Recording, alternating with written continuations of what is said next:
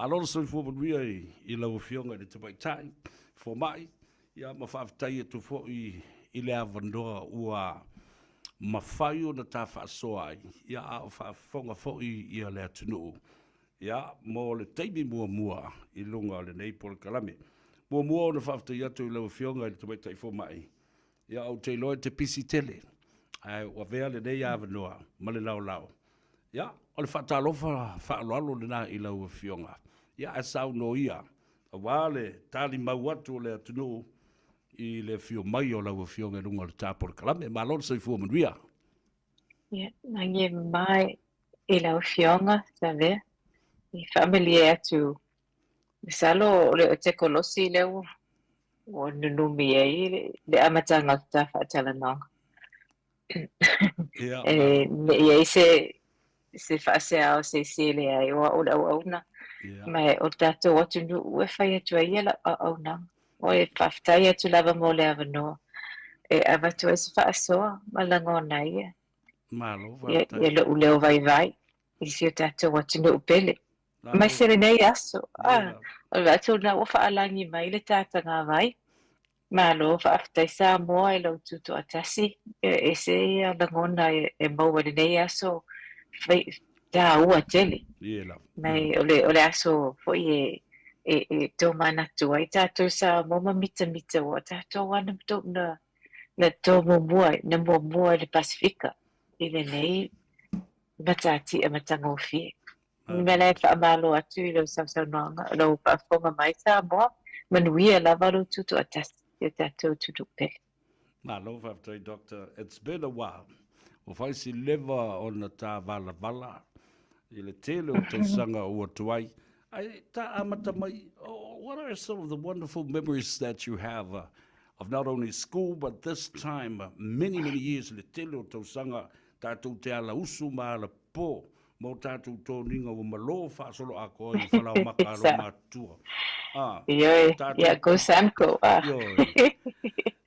Malo lava, ioi, le ngalo lava na aso. Talo whai. Ia me se lava ia le e aso tala I titi ai ana ta o ai tu lava male. Amale mata o I yo tona prefect. Ia sola. Yo ina ilo. Tape se ta faksana nei tosa.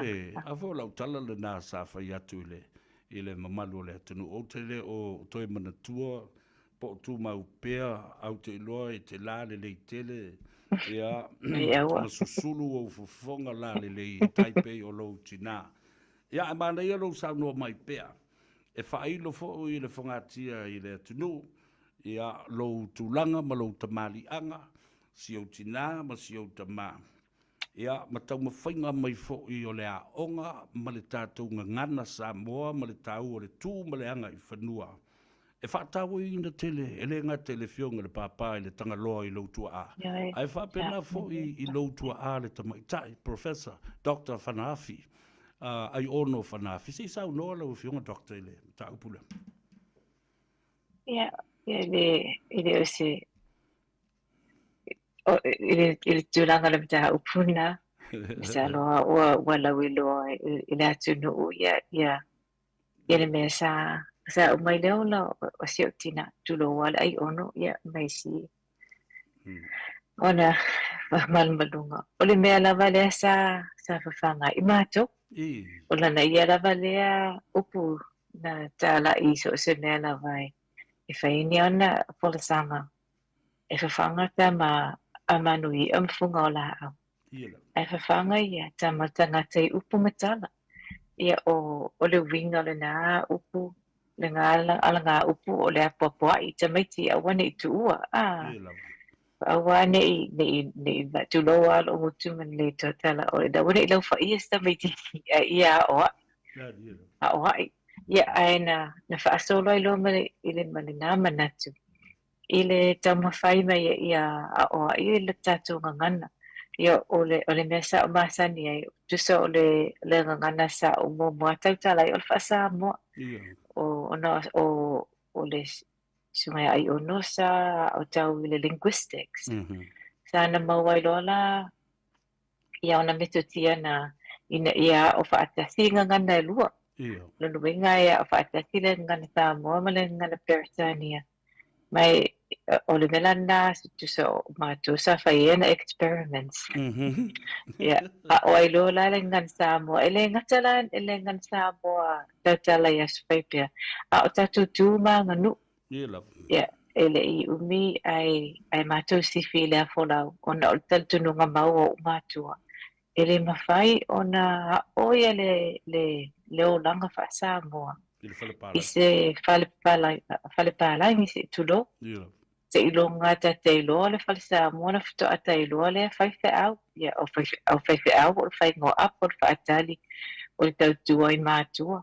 Ina ia, se ilonga e uma na tali la sua, ia na whito a mātou aila o mātou tamaiti. Ia, o isi a fiafi te ile mātou le mātou no I ala fua wa alanga I le o le polanga o sua.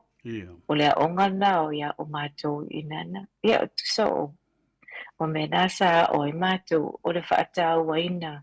Mai pe I sa tau mawhaila utina ina ia wha amafuni ia le manatu le sa tele na mawai tatangata. A ele nanu, ele mausau fas falawa. Ona tia ai leo tātou ngangana. Ai oe apo mea papalangi. Ona ole nau ta inga ina ia maua se lumana. Ai ole maulea lo tina. Ole lumana ia ole Samoa e maua ilo nangana. E maua ilo nanganu. E maua I me te uloto le tātou lava au af. Ia mai na tau I tua la man manatu lea. A whaapia lea o ai la na ia whanau. Ia. Lea leonga. It's sana so aya le linguistic principle but it fo ia le mata le vai ile ngana malanga no Samoa fa tau pele na fa mo na e muri mai sina ai ale mawna ia o pole no na dia la ta au tai ai pele vanga le wala e ainga I le mata upolo muri mai lau fionga le tumai tai fo mai ia e telefo I sumafa mamalu o lau fionga o le fui maono o le ngafatas o sa tuala whaalangilangi I le toi tau whailo e ai ono o swafa o la au na whausia le tangaloa. Our parents were great friends o lo tina o se woma mai lo tina. Au lo tamafo o la vea o se woma mai ia le tangaloa. Mai o tangata nei. E wha mua le anga nuu e le ngata il tūlanga sa ia University, ma le National University of Samoa. Ai wha pēnā lava o na wha au ma wha atino, e le ngata na talanoa ai. Ai wha atino I tangata le wha lau o mātou wola mai fōi. O le aunga lava le tasi o le wha moe I le wha tāua. O le ngangana, ia me se fōi o upu, e fotua I upu. Ia ma le... o le vaso le nei I le wafionga, doctor. O le vai aso fo I ele ngata I na whaamna tui nai le tuto tasi o le saolo tonga o le tātunu. A o whaamna tui nai fo I ma le tatala ina o le tāua o le ngangana Samoa. Ia, se me ue vaese. Ia, o tutupu whaatasi nei be le teime tasi. A leo whaatuata whilo ai. Probably after 40 years or le telo o tau sanga o tuna ia. Tua whawhetai le tua. Wana whaiawa noa le lei tātou te whilo I ai. Au tu o le neiva yaso.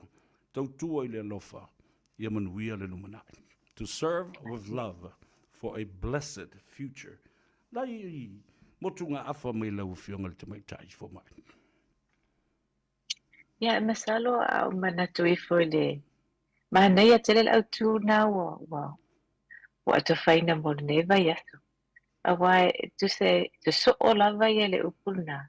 Ia, male mawala utama. E tele aia ia upuilo tina, tele fo itangata wala wilo. Ai le o ilo la to pele fo isi utamata to nganu, to ngana.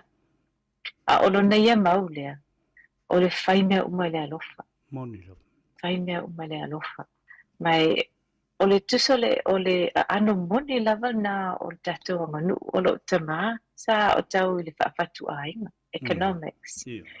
Ma o loto lo nei loi I mta upuna ai o luna ia mau ele mau e sisi lava tunu tulo e o te me bita vale e tato Sao no la fio malele la Ai fio. ele mawale flavor nice. Sisi lava anga nu. Yeah. O sisi atu nu illa langi. Ole matu ai anu muni lava. O ne fata waina tato. Sisi o manga o tato anga nu ma tato anga I fanua. Ole alofa. Ole vala lea ole sifo ila upuna pele te ole va. Awa mantu ole upu va. Fa'ariliu e tangata ele malmalama i le fa'asamoa i le fa'aperetania no le fa'apele space distance ai le iloa o le vā o le it's relationship o le tosi o le tu'aiga amio matagofie o me tāua o le gagana o le aga tuilesi tagata mai o lo'u la le ta'utinoga e sa'o ai lava la talaa'u matua a fa'apete lo fa'asinumaga lo lava ganu'u ma lo gagana a fa'apea e te tū ai ma e lē fo'i ese ai e te maua'u ma lava isi mea auā o le aga e fanua lana o le vā o le fai o mea uma I le alofa o le fa'aloalo le se tagata tusa po'o ai pe o se tagata matua po o se tagata e titi e iai lava ia o tulaga umana e manuia ai lea ua ulaga ona nei o le ua manuia ia la'u galuega ma mea uma o te faia a o nofo nei se matou fono fa'asaga'iga le o te iai ae o fa'aogāina le tatou aganu'u avatuainia upu ponia o manatu fa'aloalo I se tagata o le ofi gofie ia ma e fealofani ai fo'i la ia matou fa'asaga'iga Malo whaftai lau fionga. Mola sila fia le tunu. O se teimu mua mua le nei ua whaapale ina I se tasi te mali o le alo le tatu tunu le fionga le tasi ia fui mono. Sa tuala whaalangi langi Dr. Leilani ai ono le tangaloa. E le tofinga mawalunga e fōlinga mai o le Vice Gene. Ia pe o le se pule lona lua le whaatulanga ina. O pulenga ale kolisi le nei o le ANZCA faculty o le vao New Zealand ma Australia. Patino mawhito I tonu I le sa I linga o fuala au, ma vaila au, ma tonga fitinga e fesoswani I meti ngā o le tino. E mwhauna e wha malama te isi, ma te tala te isi tua I le mea leo o avatu ma folasia I lumamea. Whaftai lava mo le awano, whaftai mo le fisili. O le mātou whaatufunganga, le mātou sau whainga, le mātou vaenga o sa ililinga whaafo mai. Tusa a tuua I le mea whaingo fia, o mātou e whaasoloa ia vaila au, e mawhaia ia le tangata o na tali e le whaapoi, po le surgery. E le ngata la I le taimi a lea ua fai ele ta utonga tuno ai ole ai mo le mai ele tai mea ele ta oto pe ni nga fatia e lona tino ma ona to tonga se tu lo lava ia le me fita ia o male to e fa solo atu le si tu ina o male ta utonga ina ia masuga mbadi o mone I se tinga ina tele o le upulale o le Australia and New Zealand College of Anaesthetists le sa o le ANZCA. O le vaenga la o le Australia and New Zealand College of Anaesthetists o le Faculty of Pain Medicine.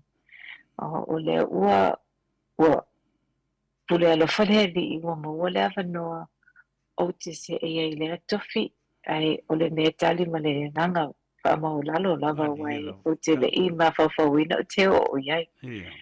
O le Faculty of Pain Medicine la lea se I longa ua e whaau I le surgery, medicine, GP, po o le anesthesia na fito am whairana ea o tau wai. E tu se tu e whaapopoli si lua tau sanga I lungo o lau tau mawhainga e wha specialist. So it's like a super specialty. Malo, e se le tāua tele. E mafua I se a, doctor, na e sila le melea, I le fuatanga, o le ngafatia o le ti ngā ina o le tangata, o le ale malosi, o le pain medicine, po o le waila aulea e wha ngase ai I le le taotonga a o le ifaia le ngaluenga lea. Ai se ana e sila tuto ai lea mea ma e manatu ai e te tau na veo se mea whaapitoa e whaao o iai ia lauto mai ma lau whaatufunganga. Yeah, but na mua o fia surgeon na mua o le specialty o le whaapoi po o le surgery. Ai le umiana na o tamo whai ai o mata tu e se ia le mata ngō fie o le specialty lea e me whai au na tamatu ai tū lata lava tangata a o whaasanga atu i se ngaluenga fita mo le whaingata. Na matu ai awala ai la ia i tu ye lua e taua tele ia o mo tatoa ngalo. Marira. O le lotu soani o le tautua ma o le tusa o le ave o le tauma fai ia op ia sapai ma opo ia le ola o tangata. Ina ia wane ia faina o le ngaluenga nas o le sina na sa whaataua ina ia umatua. Ia ola tangata i ulima. Tusa sa o le extension o le vaenga na ia malona lua ona o le sime pito i taua ia te au ma te langona e longo e talingo fia ta tangata o lo whaatuatua. O lo whaatuatua ia Iesu ma lo taltununga i lona alofa. Ia awala mai e te au ia se whaamaro longa mo seisi. Ma o le vaenga la o le medicine sa whaapea sa e matua i tino ua e tino ua whai. E ono ma whai o na ola stangata i uli ma whaapea stangata o tūlanga whaingata ua nofo tata o le whatu pe ua le tue mānawa. A le ala au mawaina la ia le tō mai. Ina ia tue ma whaina tue whaola sis. Maria, ese le tā ua tele. Overall o le tātalandoanga i le talandoa whalau i tele. O le e te au maia vaenga o tū maanga I whanua o le anganuu, love and respect and care. They are all underpinning your whole career as a doctor. I lau tilo le nā iai. Dango le whafonga le atunu. O sila foi. Le vau au matoso mai e te tonu malo whaatuatuanga. O lo na winga o mea umanei, o lo e whaongai nei ngālu lue whatas. Ina ia taunu se taunu unga le lei, o le ola fi le mu, ma le ola fi o tangata. Yeah. Na awa e whafonga ina. Paaftai lava o e mawaina ia le ano tonu lava o le me pito I tāua ia tia. Mai... O le te whamautu wai nei, lau whionga le mai te whamai. O lau te whaingaruenga I Aukilani, Auckland Hospital. I lau tau ma whainga lea I le whaatofunganga lea wa tau nuu nei ai, ma ua whaaya ina, ma ua whaa uina, ma ua maua lea ta whinga. O le ale tā ua ia te oe o le mata upule nei, o le mentoring, lona winga o le tau mawhai, e whesosoani, e whaufautua, la patai ma tīmai fo I nisi iau ngā tūpulanga o le, sa wawari mai le ala lea. Mo le anga I luma, ina ia manuia fo I lātou. Na whapena se mea, se whaapurianga sa ia te oe, ma tā ua ia te oe. Ia, na wai pā ia tōnu a le mea pito I tā ua la mai ata. Ma o le mea e alai ona o matua ia usao whae leia nofo ia unofo. Ma tu ula o matambuli ma lo o fia sola, tu lo. Awa, mātou whaapsa ngai nei ma fo mai ia wa lewa na lātou whaingaluenga le pain medicine, au mai ma lātou PhD. No, pe o tō matambuli lea o fia solo I tua. O aila wā o la mātou whaapsa ngai whaapea. Ma pe o te fia tu moi te tusa ma lātou. No, tō mana tua lea. O te lea o tau awea ia le tofile na o au. Madiro. O lea e moni lawa tātou upu le ngata e le siri le ta I le tapua. O le tapua I mai le atunu.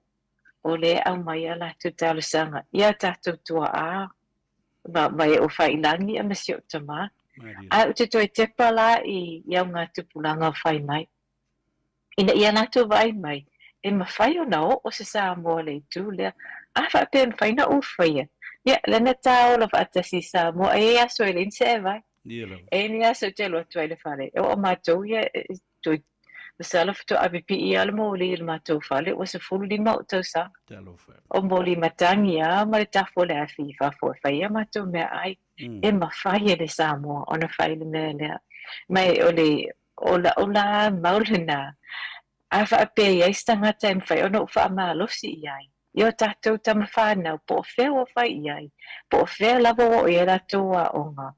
E ma fai lava e le aise se le fai ona o si universite ia o toi tu sa la o toi o mai da umutu ia o poro tina e le aise se le fai na o iai a wai e ata ma mai tanga te Samoa mai pau lava me le mana o mia o le awo le fiu ia mato I fina o le me ngata I lo fina tu sa pe te whaalongo atu o le a umatu I alo pato tua a wai te mawhaia e le aise se tatou tama whanau lo o tal tonunga na e ilo pesa o pe le ai o lo tal tonunga e le ai lava se o tatou tama whanau e le mwhaina o le tūlanga le po se me se le atu Mari lava malo whafonga bai le atu ia ma lau mai moanga ma le tāwhaonga I lunga upenga te whailangi ma le tūtua a le si ufonga Samoa ma sa vele I ataua I le nei aso le porkalambe o le tano ava e te maua le sao. Ia ma le fionga le tamai taifo mai o la umalo le nā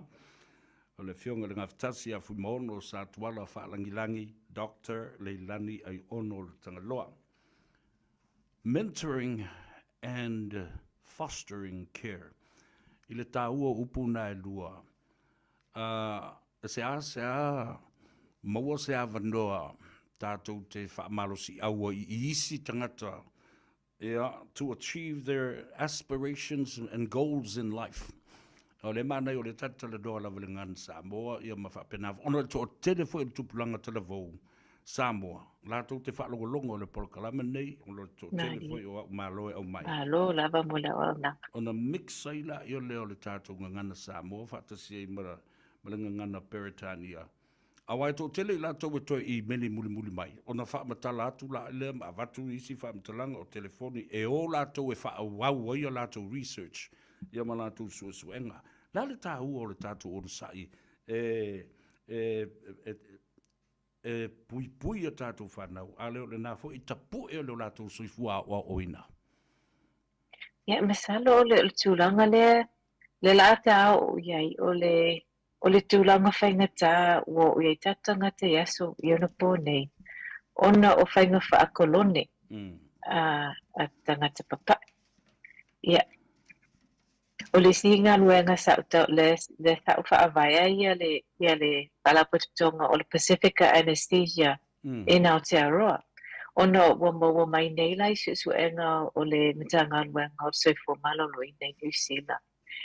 E na o le selo te simale tonu pasene o tangata ia fo mai vai moe po tautai alu namu. Leo te iai. E ta wala to tangata Pacifica. O le tu ua whaila na o Samoa, Niue, Tonga, Kuki, e na o le mai na o le tipsiro I mau ata u whapesa o. Awa o te roinga umare to a lima lea. Hawhiai mao. Sa o matua ia o pe te whaali I le nā whainu mera. O te mana o ia sili atu. O te mana o a whiwhio mai e tatou tangata te sulu mai e sui fofo. O le ama whaira lātou I loa atu, o le Samoa, le tu atu. Me a whaapele, whaia se ngā luenga ina ia tau ma whaia tātou tau ma whānau e o mai I le whaatufunganga lea. E le maua. O le onga ma le whaawai la nā o mātou Pacifica Anesthesia e nā Aotearoa. Ina ia tuli loa lava ia po lea tonu le mea le ina le mawhai. O na maua ia tangata le mātou whaatufunganga. Ia ele ai se ngaluenga e whaitu atasia. A whaapea e tātou te le ulima whaatasi. Ele e tātou te le maua ia le aunga ma le whaawai lea. O le mawhai a tātou tama whanau, ona lātou tali tonu lava lātou ia lātou. Ina ia soloi e sea manatu nā e le mawhai e se Samoa. Ona o I tūlanga akatemia ai whaataua ia lātou o e whaitaalonga. Lai tātou te iloa ma losi vai tangata Samoa. Ai pe e mata mabuli tali tonu ma losi fo ia lātou ma whawhau. Ele ngatala no tau me whai mātou fōma ina whai. A ole tamawhai mariti mai o tātou mātua, o tātou whaiwhi auma, o tātou au lotu.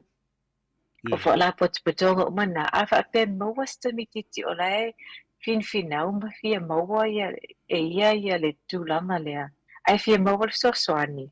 Ia, te tawana, ia ise awanoa ma whai ona. Ona a apa mai ia watu sosoani mo lātou. Because that mentoring is so key. Important. Alora winga la I lau saunanga malau taltununga le ia. Colonial rule has also created a mindset that has given ourselves a limitation to achieve these things. Isa o lava, o le me moni lava na wa maua isu e ngā fōma ia so nei. So there's a big move now to decolonialize.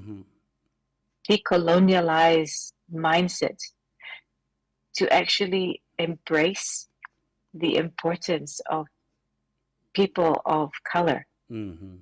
O le mela na pe tu se o le mela wata whaafetai ai wei le suinga tele le mātou whaatufunganga. Different lenses. Lua lātou wa ai mai, mawhai mai. O ka le tele o le tā aua me maua I le anga nuu matu maanga o tangata people of color, tangata Pasifika, tangata Polinsia. Mai masalo le si mea na whaafai ngofia ina. Ino lātou whaofia tangata I res tangata. But area o te papai o fōti. Wolfinga o fia ia lātou. Le au mai o tangata. Wa la fo e mana na o lātou ia vatu ia se whaasoa. Mai o tātou tanto nunga, tātou tūmaanga. Lau amatana lātou I loa. E iei le tāua o tūmaanga o atu nuu ia. Mō lātou fōtu. Ia e maisa lau fionga. O tātou e peifo lau lea o inoa, oe malau fionga. Indigenous knowledge, e tā ua tele, awa ala tātou se enei I le mata upu lea, o fofo matau la sea o lea tunu o le tele o tau sanga o mawai. E mawhai foi ona whao ngā ina, le nā tū ma le nā anga, po le nā foi to mai wha ana mua, e whesosoni a tātou whai unga ma me whai. E matau ala tuai foi a tātou manatu, ma whaalinga o tātou langona. O lāsau tātununga, e sa o tau whiololo, tau pipi I ele mele o talunua tuai. Ia, e moni lava au ai a watu msisi manatu lo ulava I lua. Ele o te whataua I na tele ia le avat le mamolinga o le fufo. Ele ia masalo o na watele o tu o le iloa sa ia I o vaila awa solo atu. Ai ele o whaataua ina tele ia le anga atu o le vale o le taulasea ma le ma le whaaloalo le mawhai ona apa atu le tangata o le tinga ina masapai o le mea na that's the indigenous knowledge le e matua I tāua e tātou tangata ma o le e mawai la ia le avanoa e tātou te fua I e tangata palangi na ia lātou that they can also benefit from it. I ele manatua lea o le tāua lo ngangana awane e so ona whaia sis tangata I au upupo o tala. O le si fofo o tāua tele le nā. And there has been research to recognize that the power of words is so key. Absolutely. In any I know setting. That very well because oi mama aia upu. O tātou upu. E a veo ni a upenga ma ai matua uma poani manu ai stangata se a upenga. Ai a e manu ai upu. E matua alu le nā taimi o ti ngalo loto ma e vili ti ngā I lava. Whātua I fōi. As an example o nā me I o le whae tete I upu. Wow. And of course, the flip side, a whaapea, o ko se sua malia, se upu e watu. E fofo ai la ngona o stangata. Ia marisi mea le tāpuai. Ia, le tō lau te le tō fo, ia e sa ia le avanoa moa u ia te sema. O te mwhai ona o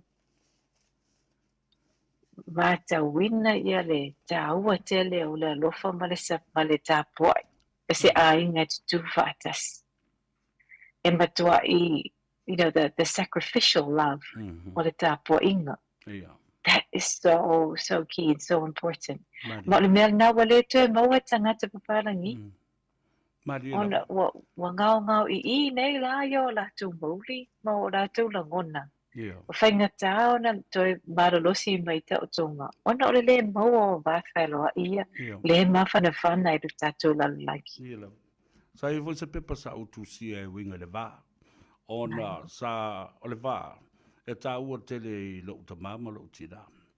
Ma o le wā le na o le wā sotai, o le wā tangata, le wā tapuia, the sacred space of communication between our people. Na pau nei o le tamai upu lau fionga Dr. Ayono. Na o le lua matai tusi. Ta ungo fie si pela ungo fie. A o le upu le o lo whaavai ai le tū ma le anga I whanua sa moa. A ma lepe tamai upu e lua ese le tausinga tā. Ua maso lofa fōi le tū ma le anga I whanua ma le anga nua sa moa. O le vā. V.A. o le vā. Ia. Pe o le so ni atu le na le tafa soa. Where to from here, doctor? Le ala wa uma o le ua e lu to finger o fea o le a nga I ai ia se tautua mo le fa tufu nganga lumana I foi ona tufa la le me alofa le tua malo ata mai I le mele isi fo mai I tono o le Pasifika ai mai se le fare mai tele o tatou I matotua. Ia mesal o le tuse lua tausanga o le Weisstein.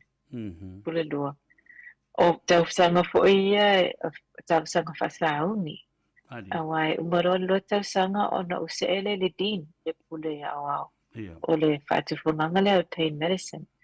Mai o lo fifiele iai ua mawai ma le avanoa mawai. Nia umea lei. Ia. Awal tatu watunu. E o se me matuia ia tia ulo pe se I o te whaatawhea ina. O stangata e au mau solo e le o maua se avanoa e whaia ia. Ia sa utautua nofo tua vai. I o tatu tangata I Samoa. Mai se le whainga tā o le mea nai a tia. Ai o lea o te talo. Ma o Paatonga fo I le atu nua maua sa ua vanoa. O te toi fo I e Samoa. Ma po le halava tino o le whaingoa sa o tautua. Moa ta tangata ina ia mawhai. Ia pa ia so o rofa ma sa o tautua ma le avatu o le tomai le wo maua. Mona I o tātou tina am ta mama tua ino uitua o tamaiti. Inu utua o e ule maua I ale avanoa e o mai a inu umamao e batua e persoani a wan so I fo malolo ina ia e le o te le o manino e le o vaai taimi nei pe o atino le nā tautua a wana o naua o te alu Samoa e au mai e lo le avanoa lea ia o le fautuanga o lo tama o wane e tali tua alima I le whaaloalo le wa o mai awa o mai ta ia no usta I le tama o le singa na tātou e whai tu se po lana matua I whea masina o lo a whamara o tama e whai ia mali e leini ki anu futasi o Samoa e whito a mea ki nā pe aua ua umale holo lo matua ia ai whatu lau tala o se whaade tanga fo nama se mit tanga ia te tau tate lo le lei ia langona o I lātou e tā oto ia mawhai ia o le whapoi, o le a le malosi o le vaila au. Would this mean that you might be able to make these available and accessible for treating our people back home? Is a recommendation to tell whai lumanai? Masalo, I hope so with all my heart. I thought se o waunga ni taimi a o whangai malunga lea masalo it's through education. O le tamawhai ia whai ni seminar po ni workshops po o ame a whape o mana o mia e tatou o nga whaafo mai ma tātou whale mai te le ma tō tua e mai se i tātou whale mai tua sifi. A whaapea mana o mia o e lewa ia mea te kolosi e mwhai e ona. Ona whai atua ia onga. Well, when it works. Nā lo, whaatai lau whiunga te mai tei who mai. Well, wa o mātou a wasiri ba te vai-vainga fo i o le whaaleo ino le tāporo kalambe le so ai e matua la ngona le nganga whaatai lau whiunga o le fo i e whaalongo ma whaafonga le tunu i le tāua fo i o le avala aunga ua o e lau whiunga le te mai tei who mai o se alo mo sa moa o se pule lua o le kolisi le nei. O lo ngausi ai ia le tomai. Ma faa puna ai le tomai o le malama i le faa o ngaina o vaila au mo ta o tonga ma ti ngā o tangata. Ia, ai la fotuia i lo i tu vai faa bai a mai ma tāwalunga mai i le tāpura kalame. Ia mai fui sau faa mnianga i le tāpura inga mamalu o le atunu. Ia, mana iu a inga o lo faa fonga mai. A mese ia lo tu a le tionga le papa le tanga loa pita ia malana fo i tāpua inga i lau whiunga le tumai tai fo mai. Whaftai te le lava mo le ava noa. E se longo i tino lava ia le whaaralo te le o mea lau whiunga sa vea whaftai. Me whaamaloa te fo i lau whiunga le whaalongolong tinga lo tau longolongo pea. I tātou atunu e ala i le nei au nanga. Ia, mau tu singo mea o whaia fo i le radio Samoa. Ina ia whaatawa ina i tātou anganu. Ma tu i pēr. Ia le mui pupanga ina ia awane i ngalo, awane i mo watu. Whaaftai lava. Whaaftai mo ngā ngalo e ngā tāua. Awe ta ua ia lo tama ia avele avanoa tulo wa mane le mafau e ve lo whaftai. Ona o le tapua inga mau. E le ngata, e le uma ta o saka. Mane tima i mai pēr, whaftai. Tai tanga lo alofa. Mai whaftai atu fo i tātou atu nu. Ia, mo le tapua inga. E le se upu whaiane ai mai tumato i tari tonu i mala uloto atua. O le malosi lea le nama whai ona u whaiane.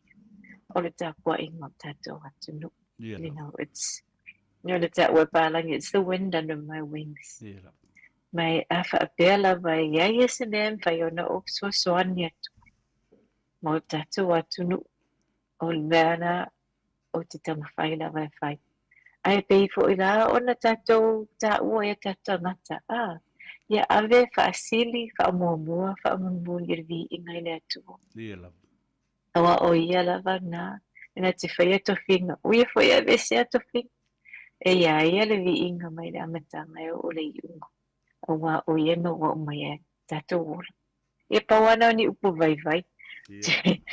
Ngala ngona ele a wa uele i tai ia. A wa uia la ungangana ia mala o tautala. Aina ole whaamanuia atu lava. Ia, ma whaamanuia atu tamu whainga o tātou tamu whaanau. You know, never give up. You can do it. You can do whatever you put your mind to. Malo, whaftai tele lava mo le whasoa e lau whionga te mai tai wha mai. E le tau selu o tu fo i o tū tau langi mai tū tele tau whai te whi mo o tū. Ai, awatu ai mala wala au lia e lau whionga te mai tai wha mai. O le aso ngafua, o le aso malo lo. Ia, o le a host ai e le ofisa o le konsula o ao le malo tū tō tasi o Samoa. I au kilani nei, i le mauta o Samoa. Whaatasi ai malvasenga o Pacific Leaders Forum. Ia, ma le vaenga o le whono whauwhautua ma malu o Samoa. Whaatasi ai male mawhtanga so whaatasi o whaiwhi auta. A whaiwhi au e kalesia so whaatasi lunga nei. O le whailunga ina o le tātou fua, ma le aso soifua o le matua o le kia kalasi o Samoa. A whai, mo iso awanoa, a whio mai le sauni ngā notu le tai au e a mata le iwa le tai au. Ia, na so le ma le o le vi o le fu o le ngā vai o le sa o le tonga. Ia whaatasi ai manai whawhiwhianga ma stau mawhtanga.